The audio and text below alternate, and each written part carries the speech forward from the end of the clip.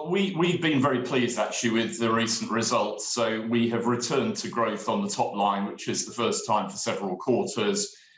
We've had a significant over 50% increase in the profits. And actually, we have reiterated our outlook that next year we should be somewhere between 5 and 7% growth in income. So overall, actually, we're really pleased with the results. The market clearly will take its own view, and I guess it wants to see the numbers actually play out over a period of time. But we think it's been a good quarter and a very good platform as we move forwards, and hopefully the impacts of COVID start to reduce over coming quarters. It'd be churlish to say that the underlying trends have not been strong here, and the credit impairment message also seems very positive. You did reveal, I think, this China property exposure of $4.2 billion. I wonder if that's part of the story of limited visibility and perhaps some of the caution. We don't know what's going to happen to the pandemic. We don't know what's going to happen to the Chinese property story.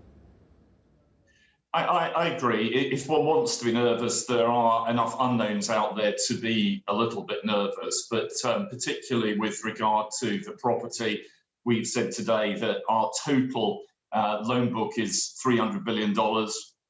16 of that is to commercial real estate globally, and only 4 of that is actually in China. So as a proportion of the total, it's very small.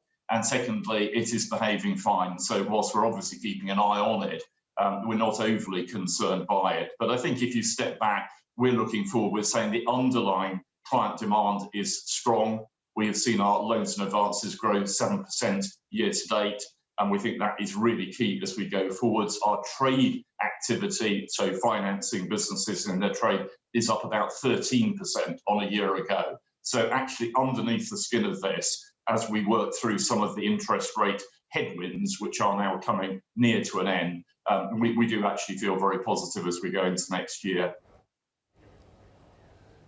Yeah, Andy, I just want to pick up on that. I'm just looking at your NIM at 1.23% as well. I'm sure, like a lot of other bank CFOs, you're welcoming the rate rises that seem almost inevitable at some stage. I know a lot of banks have already tightened a lot of their lending rates in lieu of that as well. How dual-edged sword is it, though? And just sorry to reiterate the point, but you have got this loan book out there. A lot of people are, and I was speaking to Alison Rose about this last night from NatWest as well, have borrowed an awful lot of money at historically low levels and have never seen a rate rising cycle as well. Is it going to be a tsunami for a lot of businesses? Well, I think what we have seen over the last year is that actually the loan impairment situation has been a lot better than many people had feared. In a normal year, our loan impairments might be near $1 billion. So far, 9 months in, they're only $60 million. So actually, they are very, very low. Now, absolutely to your point, a lot of that must be to do with the fact that with low interest rates, businesses can afford them. For banks generally, with higher interest rates, it is a better market to operate in, but not if it's a sharp increase, because that will just create problems with clients and will create more of the credit impairment issues. So a gentle increase in interest rates would be ideal, both we think for our clients, actually for us as well. And it looks at the moment as if that is the way things are likely to pan out.